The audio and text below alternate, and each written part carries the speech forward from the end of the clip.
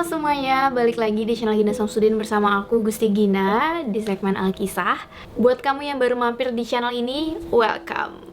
Hari ini aku mau ngebahas sesuatu yang lagi rame dan kebetulan emang udah beberapa kali sih teman-teman di sini request, yaitu tentang pesugihan. Dan kebetulan banget kan beberapa terakhir, kalau kalian ngikutin dan main sosmed pasti udah tahu banget sih. Sempat trending juga, yaitu soal pesugihan babi ngepet yang terjadi di Depok. Kemarin tuh kan heboh banget ya. Nah, sekaligus nih aku bakal ngebahas gimana sih pesugihan babi ngepet, sekaligus dua pesugihan lain di antara banyaknya jenis pesugihan yang ada di Indonesia. So, gimana ceritanya? Tonton terus ya.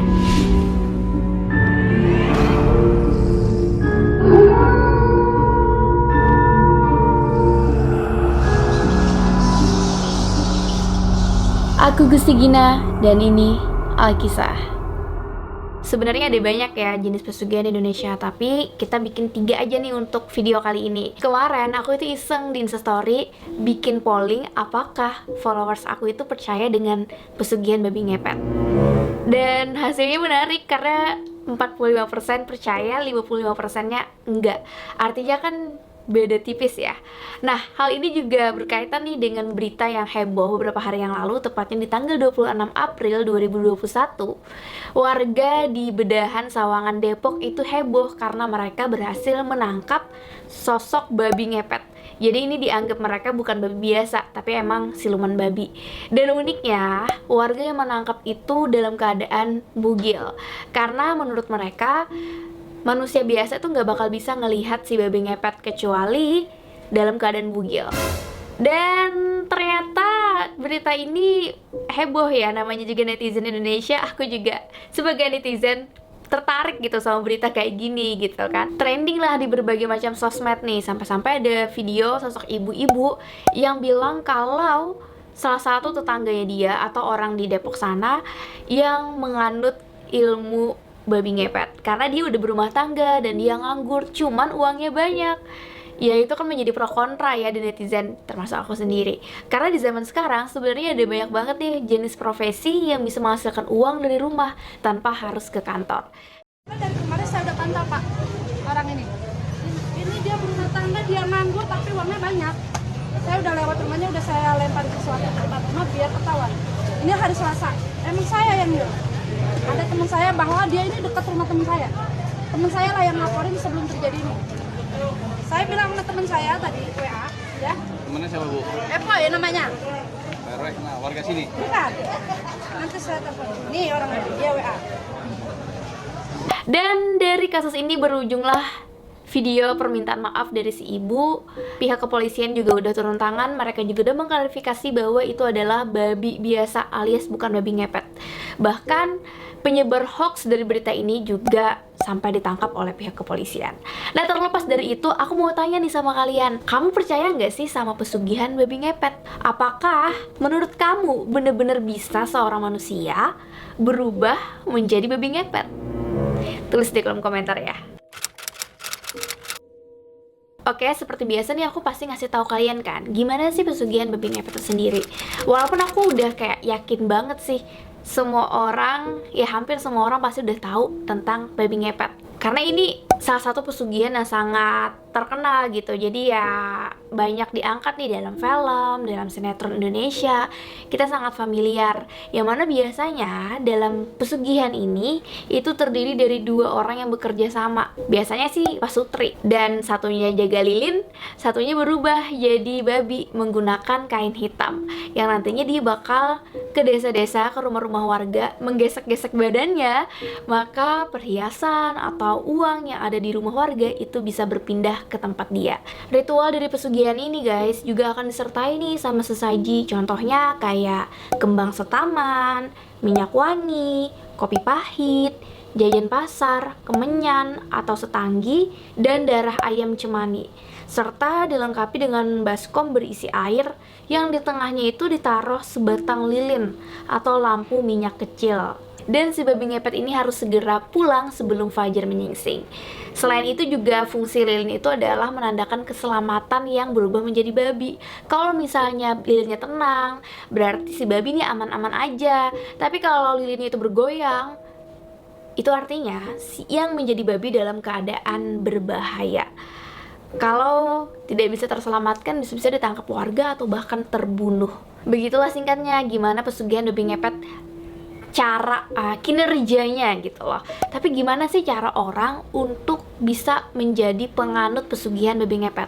Nah, ternyata ya, menurut mitosnya, kalau kamu pengen menganut ilmu pesugihan babi ngepet ini, kamu bisa datang nih ke Gunung Kawi, yang mana ini ada di Malang, Jawa Timur. Biasanya pelaku yang ingin menguasai ilmu hitam bersama istrinya atau pasangannya lah ya, datang nih ke gunung menemui Kuncen. Setelah mereka menyerahkan sesajen dan uang mahar dan menyatakan siap nih menanggung segala risiko, segala akibatnya, maka si Kuncen ini akan mempertemukan mereka atau calon nasabahnya dengan siluman babi ngepet. Setelah mereka bertemu dengan siluman babi ngepet, maka akan dibuat nih perjanjian yang mana siluman ini akan ngebantu mereka untuk mendapatkan kekayaan dengan ritual tadi, tapi sebagai gantinya mereka harus menumbalkan nyawa. Biasanya nyawa yang diminta itu adalah nyawa dari orang yang mereka sayangi. Contohnya adalah keluarga. Paling sering itu anak mereka sendiri. Kalau misalnya itu tidak terpenuhi, maka si pelaku dari pesugihan itulah yang akan menjadi tumbal si siluman babi ngepet. Setelah deal dengan term and condition pesugihan ini, pelaku ini akan memakan kotoran babi, lebih tepatnya kotoran siluman babi, sebagai bentuk deal-dealannya tadi. Dan kalau udah selesai dimakan, nah, si Kuncen ini akan memberikan petunjuk dan juga alat-alat untuk melakukan ritual. Ya, lilin, jenis, mungkin ada buku panduan, dan juga kain hitam yang akan merubah manusia menjadi babi ngepet. Menurut Profesor Suwardi Endraswara dalam bukunya Dunia Hantu Orang Jawa, babi ngepet ini adalah praktik dari ilmu hitam. Jadi mereka bisa dibilang kerjasamanya dengan jin atau bahkan dengan iblis. Jadi itu adalah hal yang sesat ya, apalagi masyarakat kita itu kan masyarakat yang beragama gitu.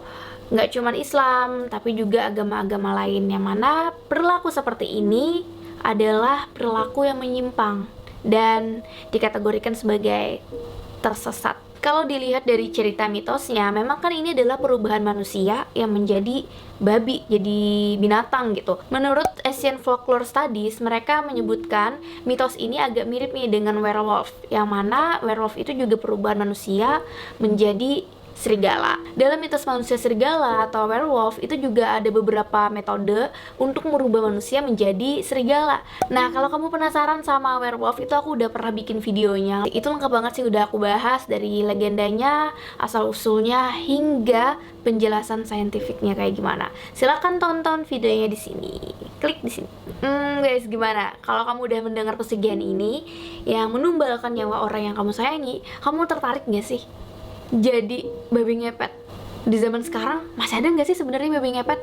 Kalau aku sendiri ya, selama hidup ini di lingkungan aku tuh nggak ada sih babi ngepet, karena juga dari Kalimantan kan. Kalau pesugihan-pesugihan lain emang sering terdengar ceritanya, tapi kalau pesugihan babi ngepet aku hampir nggak pernah dengar. Baru kali ini nih denger yang di Depok, dan kebetulan kan dekat dengan Jakarta, jadi kayak ternyata di sini ada cerita babi ngepet. Kalau kamu punya cerita lainnya terkait dengan pesugihan babi ngepet, kamu boleh share di kolom komentar ya.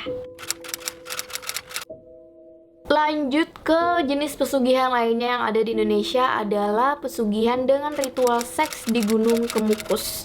Nah, mungkin ini ada beberapa di antara kalian yang udah tahu ya. Cuman yang belum tahu bakal kaget banget sih, karena ritual ini bukan kayak babi ngepet yang berubah menjadi babi atau jadi hewan, tapi ini adalah melakukan ritual seks. Yang mana dalam cerita mitosnya guys,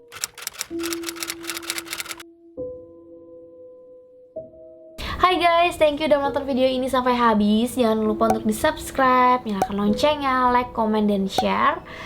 Bantu aku untuk membangun channel ini sebagai channel nomor 1 penjelasan mengenai mitologi, horor, dan misteri. Hai guys, thank you udah nonton video ini sampai habis. Jangan lupa untuk di-subscribe, nyalakan loncengnya, like, komen, dan share. Bantu aku untuk membangun channel ini sebagai channel nomor 1 penjelasan mengenai mitologi, horor, dan misteri.